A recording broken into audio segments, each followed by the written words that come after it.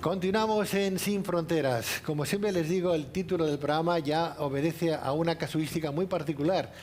Queremos saltar ese muro, a veces un muro con el que nos tropezamos, donde hay unos intereses creados que no nos permiten cruzarlo ni saltarlo, ¿no? Pues en Sin Fronteras intentamos no solamente cruzarlo, sino romperlo para que todas aquellas personas que tienen la necesidad de conocer qué es lo que hay detrás del muro lo puedan llegar a experimentar, ¿no? Estamos en una temporada estival, una temporada difícil para los animales y también para los ciudadanos el día de hoy, porque por el tema de la pandemia y muchas cosas más, ¿no? Pero vamos a hablar no de humanos, no de ciudadanos, vamos a hablar del otro foco importante en esta temporada estival. Hablamos de los animales.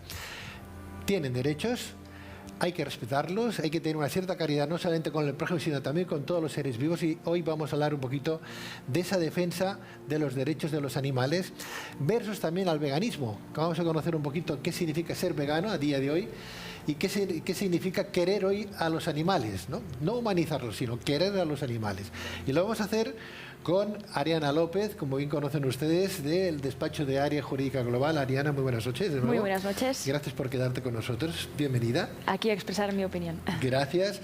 Con el teniente y jefe de la sección del Seprona de Barcelona, al teniente Luis Humberto Quiroga. Luis, teniente, muy buenas noches. Buenas noches. Bienvenido, muchas gracias. Gracias a vosotros por la invitación. A tus órdenes, bienvenido. Gracias. Y a Óscar Sánchez, activista por la defensa de los derechos de los animales. Óscar, muy buenas noches, bienvenido. Buenas noches. Óscar, tú eres vegano. O sea, hay una gran diferencia entre el veganismo y el vegetarismo, ¿verdad? Sí. ¿Cuál es la diferencia? Bueno, principalmente el vegetarianismo se basa en un tipo de alimentación, alimentarse de una manera específica, que originalmente era una alimentación basada en plantas, como dicen de manera anglosajona, ¿no? Sí. El plant-based, 100% vegetal o vegetarianismo estricto, que es a como lo tenemos que remarcar a día de hoy en el lenguaje castellano para que se pueda entender, porque si no la persona vegetariana suele consumir lácteos, miel, huevos, etc. El veganismo no tiene nada que ver con una dieta. El veganismo es una postura ética y política en el que se rechaza todo tipo de explotación animal, es decir, todo tipo de uso de animales para beneficio humano. Un aspecto político, hablas. Ético y político, sí. Cualquier tipo de decisión y valores siempre va relacionado con la política, ¿no? Eso siempre es político. No quiere decir que por ser vegano tenga que votar a un partido en específico, pero siempre que cuando alguien toma una decisión por cuestiones morales, ¿no? O simplemente por ideales, se está hablando de una respuesta política a algo. Por consiguiente, los principios y los valores de un vegano, ¿cuáles son? Bueno, no hacer uso de nada de origen animal, es decir, considerar a los animales, a los otros animales, porque el ser humano también es un animal, considerar al resto de animales como individuos que, al ser sintientes, tienen la capacidad de disfrutar, pero también de sufrir. Por lo tanto, nuestra obligación moral es no realizar ninguna acción, ningún acto en el que se perjudique a lo que son sus intereses, que como nosotros, que también somos seres sintientes, pues es simplemente, pues, de manera básica, vivir y hacerlo libre, ¿no? Que es lo mínimo que pedimos para nosotros. O sea, eso significa nada de lácteos, nada de huevos, nada. Nada de origen animal. Nada Los animales, de origen animal. Claro, los animales, desde nuestro punto de vista, son individuos en los que primero no los necesitamos para nuestra supervivencia, ¿no? Sobre todo para el tema de consumo, podemos alimentarnos de fuentes vegetales para estar debidamente nutridos. Y en segundo lugar, el sentido de la propiedad es muy importante para según qué causas, pero parece que para verlo en los animales nos cuesta más entenderlo, ¿no? Pero los animales tienen sus propios cuerpos, tienen sus propios recursos, como son la leche. La vaca da leche para su hijo, porque es un mamífero, no porque la vaca sea lechera para los humanos, igual que las mujeres humanas, ¿no? Entonces los cuerpos y el sentido de la propiedad que hemos tenido con respecto a los animales, de creernos como sus dueños y sus amos para poder hacer con ellos lo que nos dé la gana, es lo que nosotros entendemos que es injusto. Si a nosotros no nos gusta que nadie nos utilice para que alguien se beneficie de manera gratuita y sin ninguna necesidad, todo eso se convierte en una injusticia. ¿Y qué entendemos que cuando descubrimos una injusticia, qué debemos hacer? Como mínimo, no participar en ella. Está bien.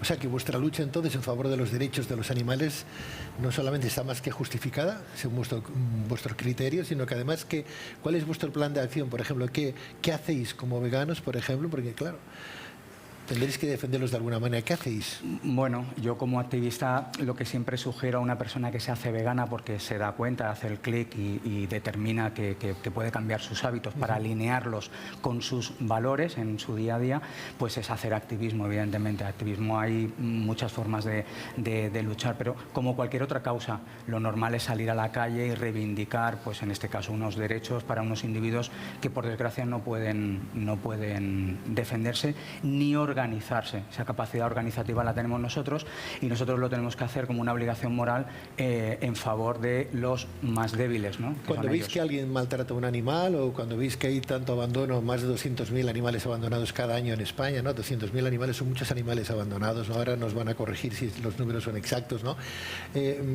¿Vosotros qué experimentáis? ¿Habéis tenido algún tipo de enfrentamiento alguna vez en un momento determinado por lo que hacéis por esa lucha popular?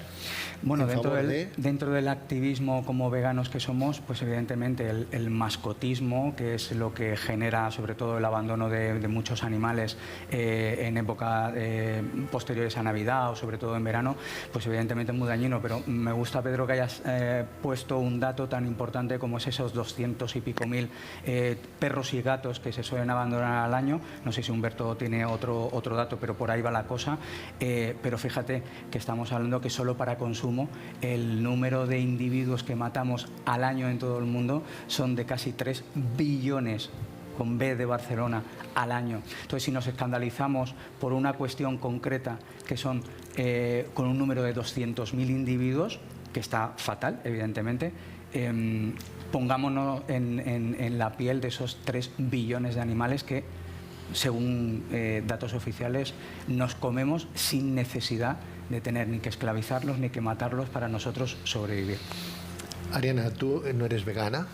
Yo no soy vegana, pero tengo amigos veganos. ¿Tienes amigos veganos? ¿Tú eres amante de los animales? Yo nunca he tenido mascotas, pero sí que he tenido familia que tenía granjas y demás. Y bueno, estoy segura que si tomáramos un café tendríamos muchísimas cosas en común. Sin embargo, claro, tengo algunos puntos de vista un poco distintos, ¿no?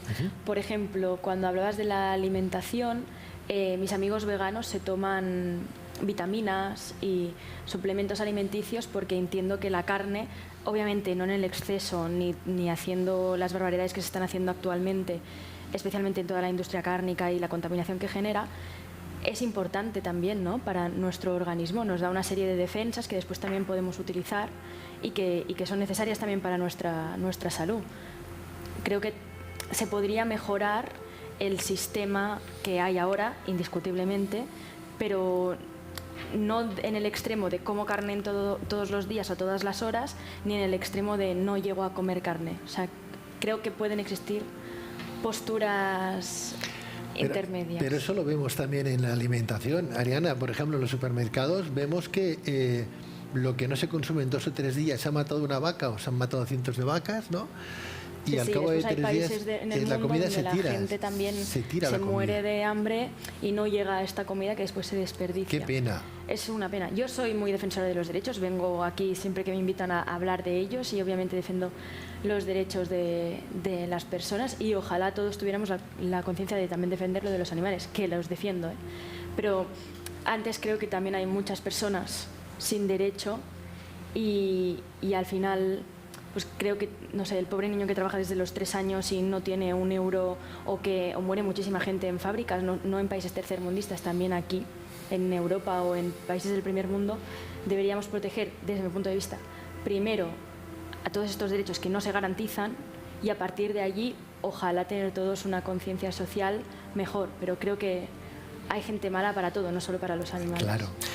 Teniente Luis Humberto, ¿hay conciencia social sobre el derecho de los animales en España?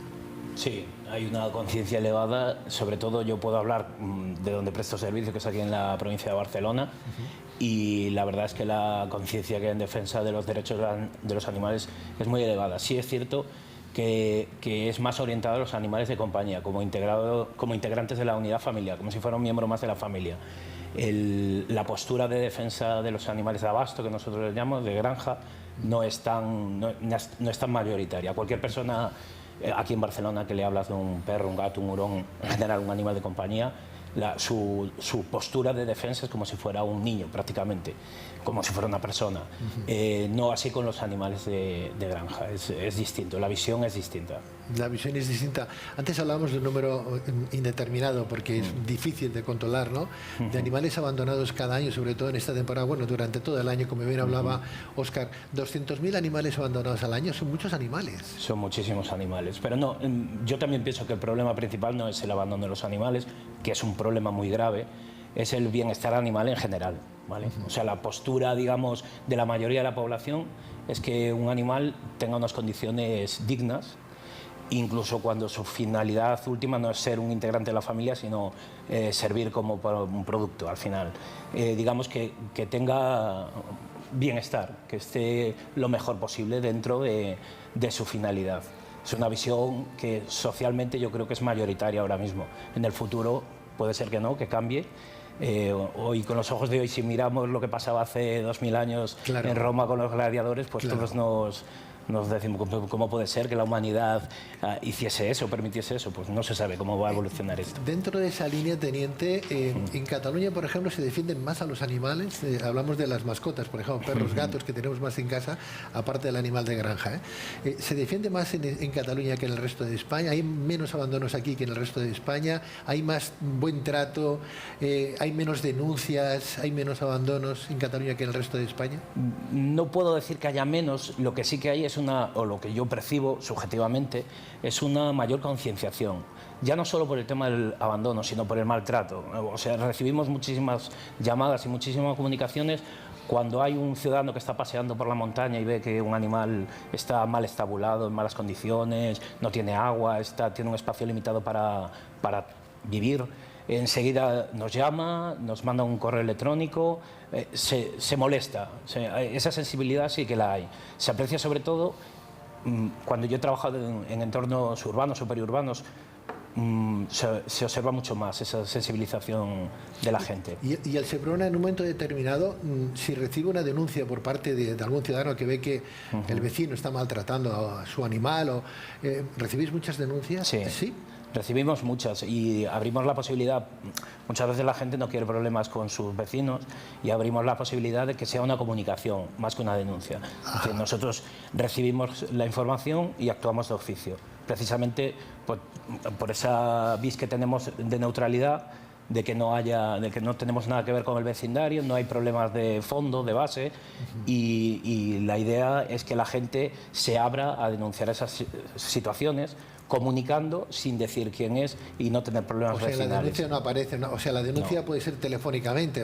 Llamo a ese programa y digo, mire, aquí me está ocurriendo esto en el vecino, aquí enfrente, he visto esto en la calle. De hecho, más del 90% de nuestras actuaciones son así. Son así. La persona a la que va al programa a investigar no sabe quién ha puesto la denuncia, no tiene ni idea. No. Pues eso está muy bien para acoger a los malos de alguna manera, ¿no? Exacto. ¿Tenéis muchas denuncias entonces al año? Sí, venimos haciendo, por ejemplo, a nivel de Cataluña, venimos haciendo en torno a, depende, ¿no? Fluctúa, ¿no? Pero una media entre 400 y 600 actuaciones de tema de maltrato y abandono al año, sí. Que son muchas. Son muchas. Las que acaban en denuncia. O sea, en una denuncia, en un expediente administrativo o penal. Después hay muchas actuaciones en lo que hacemos es que un requerimiento. Si el animal, por ejemplo, tiene todas las condiciones que se supone que tiene que tener y lo que le faltaba en un momento dado es sombra, por ejemplo, o limpieza que no llega a tener la gravedad como para que sea una infracción administrativa, hacemos un requerimiento. Como norma general la gente no suele hacer caso y no es necesario iniciar el expediente administrativo. O sea, estas son actuaciones en las que la gente ya no nos hace caso y tenemos que abrir. ¿Las multas ascienden hasta qué cantidades? Pues en la parte administrativa es bastante más severa que la parte penal, porque económicamente, si el expediente llega a buen término, que es la problemática, hay que pensar que al final las actuaciones que hacemos en defensa y la protección de los animales no solo la hacemos Guardia Civil a través del Seprona. Las policías locales, Mossos d'Esquadra, agents rurals aquí en Cataluña, somos muchísimos agentes, hay una concienciación, digamos, de las fuerzas y cuerpos de seguridad elevada, se intenta hacer los avisos que recibimos, dar una solución, y lo que pasa es que después los procedimientos se encuentran en un cuello de botella en las administraciones y a veces alguno de ellos no llega a finalizar con una sanción, pero si finaliza realizan con sanción, depende de la conducta, puedes estar hablando de 600, 1.000 euros, hasta 30.000 euros. Hasta 30.000 euros. Sí. Hablabas de, fíjate, una cosa tan simple, ¿no? Alguien que denuncia a un vecino o a alguien porque su perro, por ejemplo, está todo el día en pleno sol, no tiene nada de sombra y el pobrecito ahí está que se muere, ¿no? Exacto, eso es denunciable, sí. evidentemente. Sí, eso es denunciable. Lo que pasa es que después también nosotros nos encontramos con 3 situaciones, o sea, el maltrato penal, el maltrato administrativo y el maltrato social, es decir, lo que la gente considera que eso es un maltrato, ¿vale? Como él dice, por ejemplo, entrar en una granja o un matadero para una persona que tenga un perfil de protección muy animalista, pues eso ya es un maltrato. Claro, si alguien nos requiere para ir a hacer una inspección a un matadero y el matadero cumple con la normativa, nosotros administrativamente no podemos hacer nada. Ahí no podemos dar solución. Es curioso porque has puesto un ejemplo muy válido, porque es que en esta sociedad, desgraciadamente, se considera maltrato dejar a un perro en un balcón sin agua y sin comida al sol durante unas horas, ¿no? Sin embargo, no se considera maltrato que se degüelle a cientos de miles de animales en los mataderos. Es muy curioso, pero ¿qué mayor maltrato hay que el de matar contra su voluntad a un individuo que no quiere morir, ¿no? Yo a Ariadna le contestaría un par de cositas que ha comentado, que efectivamente, como tú decías, seguramente que con un café tendríamos muchos puntos de vista similares, sí, totalmente. Pero es uno de los razonamientos o argumentos más utilizados contra la gente vegana o contra el veganismo en sí, con respecto a la dieta, es el tema de los suplementos que has comentado antes, ¿no? Yo soy vegano, voy a cumplir 47 años, mi aspecto es normal, no tengo ningún tipo de deficiencia ni carencia. De hecho, siendo vegano es cuando realmente me he preocupado por mi salud. Antes no me preocupaba y yo era de los que decía que había que comer carne porque si no me iba a morir, ¿no? Y yo era muy animalista, pero ¿cuántos complementos vitamínicos se han inventado mucho antes de que existiera el veganismo o que se supiera o que se conociera el veganismo? Los complementos vitamínicos, las proteínas extras y demás no se inventaron para los veganos. Los hospitales están llenos de gente que tiene una dieta completamente omnívora y nada vegetal. Entonces, yo como vegano solamente me suplemento con B12 por un problema de sistema de producción que existe en nuestro país, en nuestro tipo de civilización y de sociedad. Y es que la vitamina B12 no es de origen animal, es de origen bacteriana, que esto muchas veces la gente no lo conoce, no lo sabe, se piensa que la B12 viene del animal.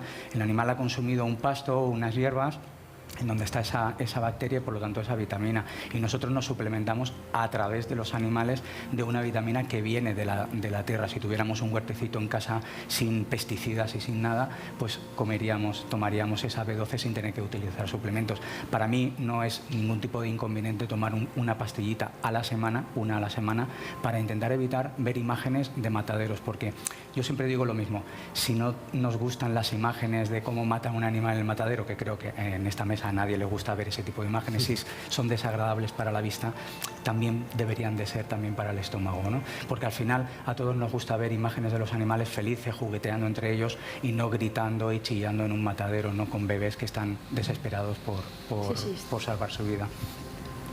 100%. O sea, yo creo que, de hecho, cuando has hablado del rango de multas, 30.000 de máximo me ha parecido muy poco. O sea, creo que podrían ser cantidades más altas para coger más conciencia social. Y estoy completamente de acuerdo de que toda la industria que se ha generado es impresionante lo que contamina, cómo es, y cuando te pones a investigar o salen estos documentales de Netflix y tal y te pones a mirar, es flipante todo lo que se ha montado. Lo único que yo creo un poco más allá de que el ser humano también es obviamente muy importante, y a veces, que también lo comentabas al principio, se humaniza mucho al animal, que no tiene por qué estar mal, pero está mal cuando no se humaniza a un humano.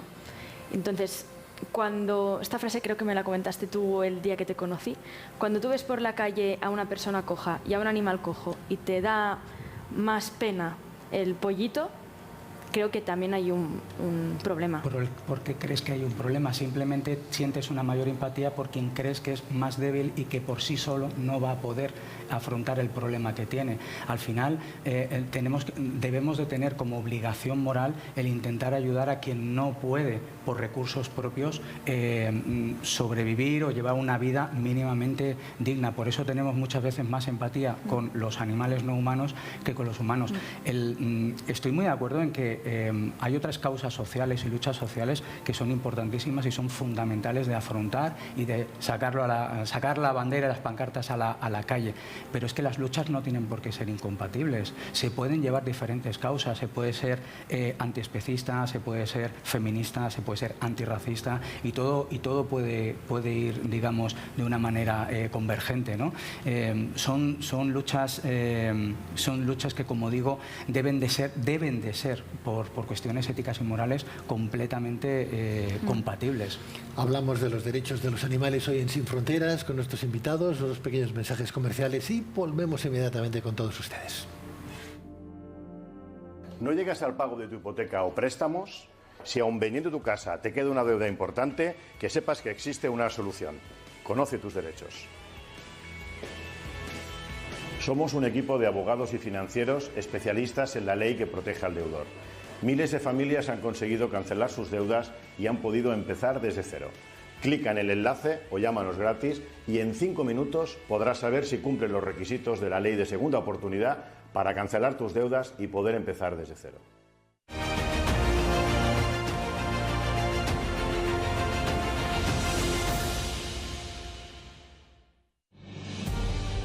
Luces en la Oscuridad es el programa humanista que habla de mente, cuerpo y espíritu.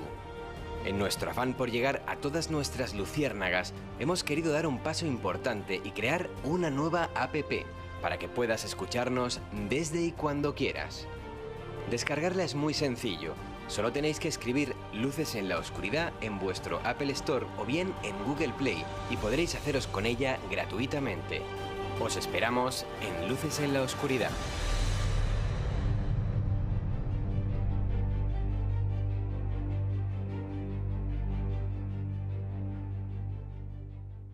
Bienvenidos a Área Jurídica, el podcast de derecho en el que hablamos sin tecnicismos ni tapujos. Os presentamos el podcast de derecho que no te podrás perder.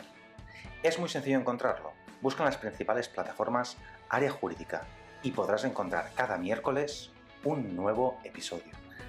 Está disponible en Spotify, Google y Apple Podcast. ¡Te esperamos!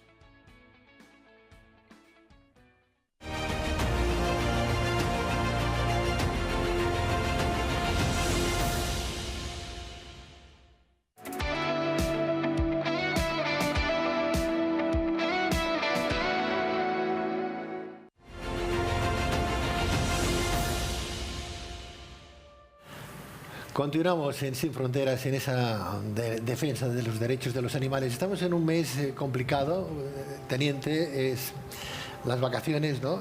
Lo que habíamos comprado o asumido en Navidades como regalo para los niños, el perrito, el gatito, el patito, es igual, ¿no? Después de 6 meses llegan las vacaciones y ¿qué hago con él, no?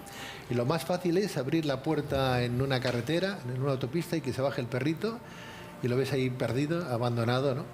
O bien abandonado en cualquier sitio a su suerte, ¿no? Eso está ocurriendo, eso es denunciable y eso es una multa importante, no solamente por el abandono del animal, sino por lo que puede llegar a reproducir un accidente importante de tráfico, ¿no? ¿Qué habría que hacer? ¿De qué manera podemos crear conciencia a la gente, no a los que quieren animales, sino si usted no puede asumir el riesgo de tener un animal toda la vida, no lo compre o no vaya a buscar a la protectora porque tiene vida, es un animal que tiene sentimientos también y tiene emociones, ¿no? No solamente los seres humanos. ¿Qué podemos hacer? ¿De qué manera podríamos indicar? Luego te voy a preguntar también, Óscar, a ti, Ariana, que nos dice una pista, ¿no? De cómo podemos incentivar que no ocurra eso. O sea, él no lo haría nunca, ese perrito, ese gatito, sino los ves un poco perdidos, van a abandonar. ¿Y ahora qué hago? ¿Dónde está mi casa? ¿Dónde está mi comida? ¿No?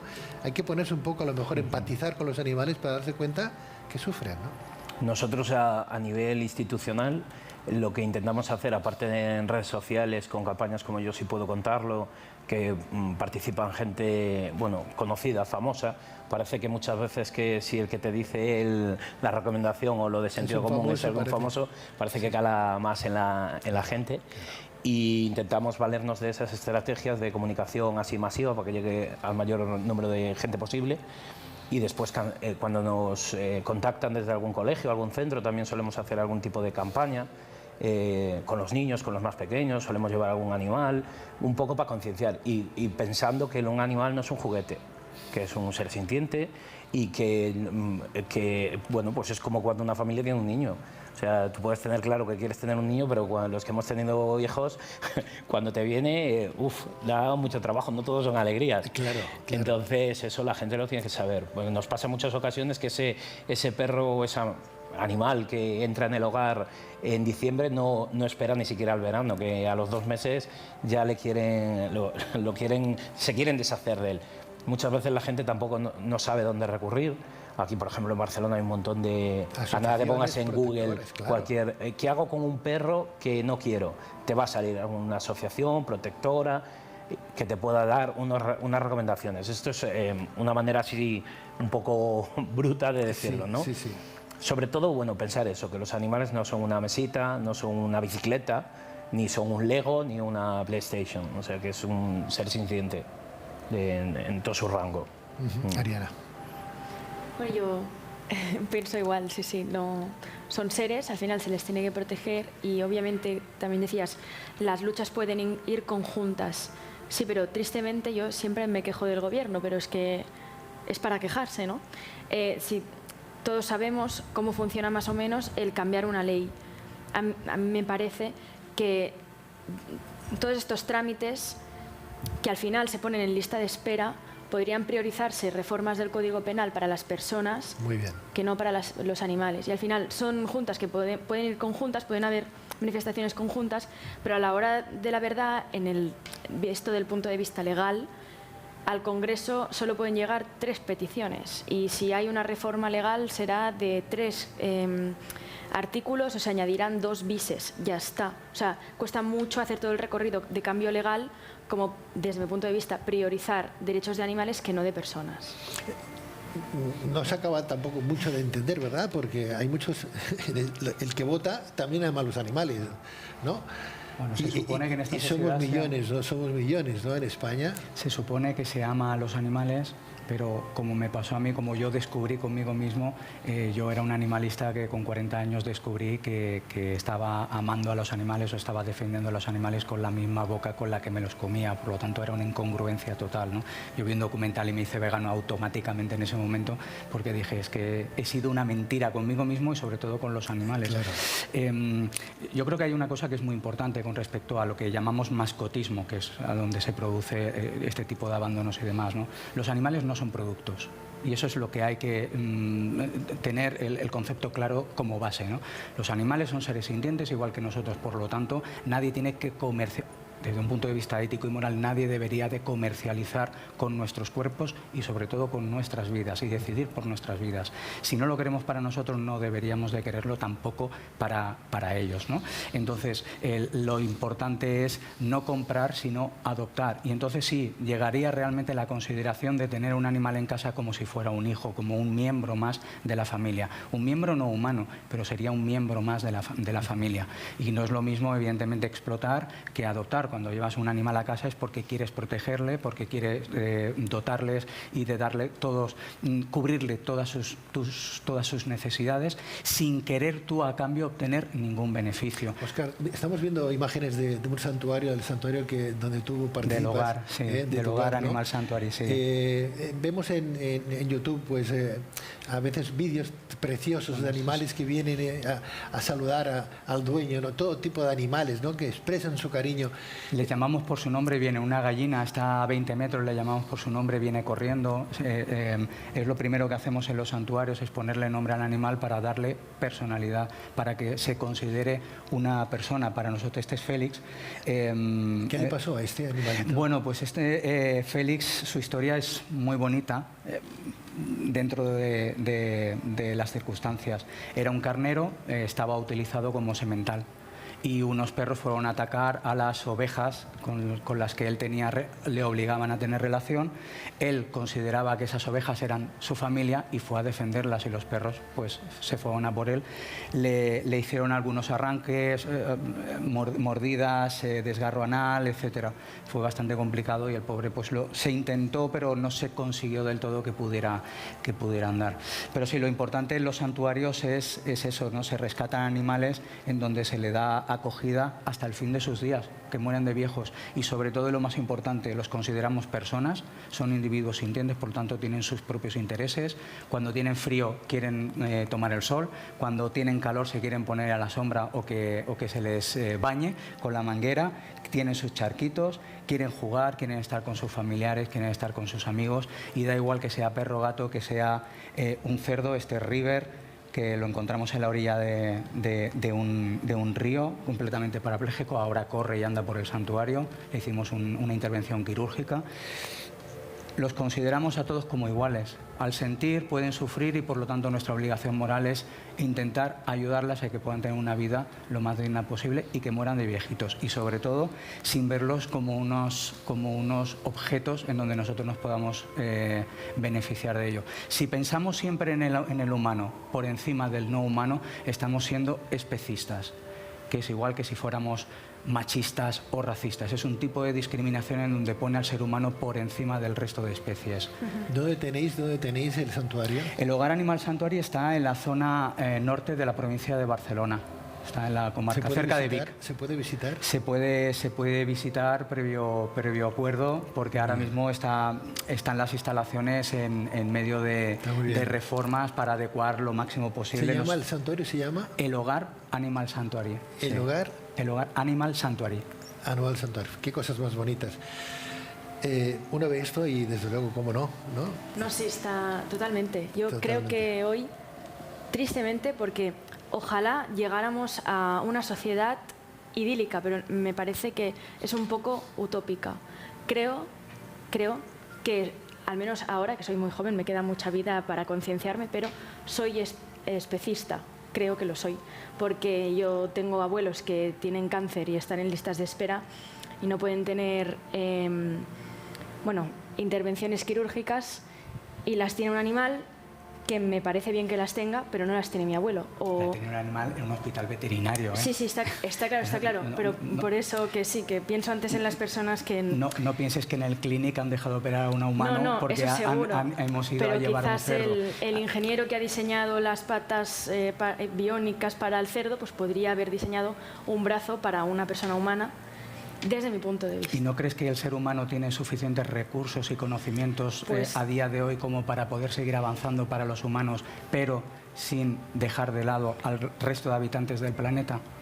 Sí, pero me parece un poco utópico. Yo, tristemente, en mi día a día veo personas con muchísimas dificultades económicas que pueden haber tenido una vida con condiciones muy altas que hoy en día no tienen, que por suerte viven en España, donde hay seguridad social y no es una dictadura y tienen muchísimos derechos, pero que no llegan, no pueden ir al súper y comprar un yogur, y tienen que ir a Cáritas, y si no hay yogur se quedan sin yogur, y tienen que cancelar sus deudas, tienen que buscar mecanismos legales que les ayuden, y no tienen un santuario donde ir, se quedan sin casa porque hay un desahucio. Bueno, existen los santuarios porque por desgracia hay explotación, y tienen que haber centros de acogida en donde sí que se le cuida a los animales, porque los santuarios son ONGs. En el mundo hace falta gente como tú, y yo eso lo tengo muy claro, ¿eh?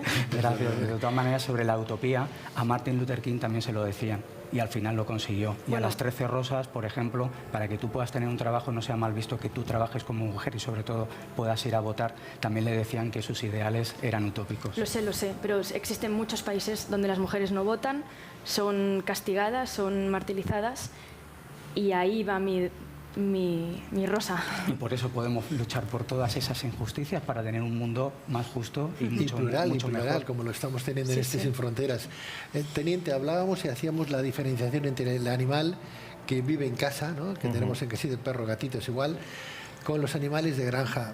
Que también es denunciable, entiendo yo, ¿no? O sea, porque vemos en YouTube salvajadas, ¿no? Gente que pega patadas, que les hacen daño. ¿Todo eso es denunciable? Aunque sea en una granja, es denunciable, ¿no? Sí, la legislación cambia precisamente porque el legislador que al final los que promulgan las leyes no dejan de ser una representación del conjunto de la sociedad. Establece una serie de prioridades y de equilibrios, ¿vale? Entonces se le da, como la visión del legislador, no puede ser, somos personas, somos humanos, es antropocentista, no es animalista a día de hoy. Entonces el animal de compañía tiene mayor protección que el animal de granja, porque va a ser un objeto al final. Pero yo podría tener una cabra en mi casa. Sí, y sería un animal de compañía. Y sería un animal de compañía. Sí, sí, sí, sí. De hecho, cualquier tipo de animal, incluso hay gente que lechones, un jabalí, en el momento que yo lo tengo bajo custodia, pasa de ser un animal de una especie cinegética, por decirlo así, sí, a ser un animal de compañía. El estatus del animal cambia. Hablando de los vídeos estos de YouTube y todo esto, a veces que se ve alguno que una especie cinegética la maltrata, o sea, la coge y por el sadismo le hace daño innecesario, no busca el ejercicio de la práctica cinegética o satisfacer una necesidad de consumo, sino el placer en hacer daño. Desgraciadamente para nosotros como policías medioambientales no tenemos recorrido en la legislación para aplicar el inicio de un expediente en ese caso. Sin embargo, si ese animal, esa especie cinegética, está bajo el paraguas de un humano y tiene ese maltrato sádico, sí que aplica la legislación. Al final es un juego de equilibrios y de fluctuación de las normativas. Nosotros como guardias civiles lo único que aplicamos es la norma. El legislador la hace y nosotros la aplicamos y la sociedad elige a sus legisladores.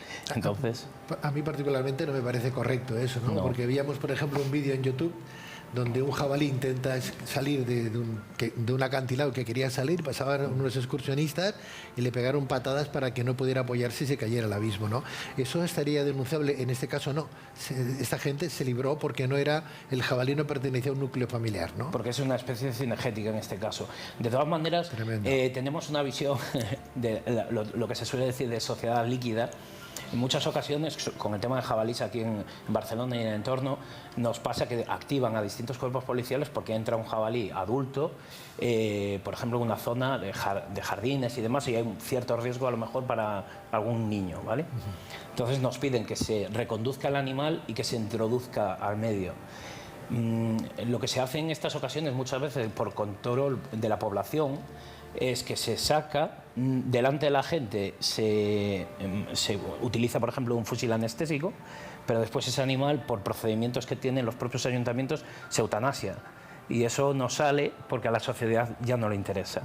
Todo el mundo, por ejemplo, poniéndome en la piel de lo que te comentabas tú, o sea, yo veo un filete encima de la mesa y yo no pienso que ese antes fue un animalito que estaba correteando en la granja y todo esto. Veo el filete que me llega ahí. De hecho, hay muchos niños que cuando le llevas animales no asocian que la carne que toman fileteada es un animal. Tan difícil es, por ejemplo, en un momento determinado, teniente, esa anestesia no solamente a un animal, sino a los que le siguen, porque está el papá, mamá, los bebitos, ¿no? Anestesiarlos, cogerlos y llevarlos, reubicarlos a otra zona, porque estamos invadiendo su ecosistema. Entonces, más que dispararles en un momento, no digo el Seprona, sino a veces hay ayuntamientos que contratan a batallas de caza para matar a los jabalíes, ¿no? Sin más, ¿no? ¿Por qué no los desplazamos, no? ¿Por qué no los desplazamos? Aquí es que hay choques de intereses. O sea, normalmente en las zonas de seguridad, que es cuando se autorizan estas batidas por parte, en Cataluña, de la Generalitat, a instancia muchas veces de los propios ayuntamientos, y ayuntamientos que ideológicamente tienen una vis de protección animal muy alta. Pero claro, tiene el problema que al final el que vota no es el jabalí, es el ciudadano, es el agricultor, es el comerciante, lo votamos las personas, los animales. Humberto, ¿para llamar a Seprona hay algún teléfono? Sí, como norma general el sencillo es el 062. 062, que es nuestro teléfono abreviado. Después sí, sencillo, si en el Google pones seprona@guardiacivil.org y quieres comentar cualquier situación de un posible maltrato animal en cualquier punto de España, los compañeros que dirigen este dominio nos lo direccionan a las distintas unidades provinciales y lo abordamos, contactamos con la persona que nos hace la comunicación y si no quiere aparecer en ningún expediente, le abrimos la posibilidad de actuar de oficio. Pues nosotros actuamos de oficio en estos casos. Muchas gracias, felicidades por el trabajo que venís haciendo y un saludo a todo el Seprona, a toda la Guardia Civil. Muchas gracias. Muchas gracias. A ti. Luis Humberto Quiroga, teniente y jefe de la sección del Seprona de Barcelona. Gracias, Ariana López, miembro, socia fundadora, socia directora de Área Jurídica Global. Muchísimas gracias. A vosotros por invitarme. Un placer.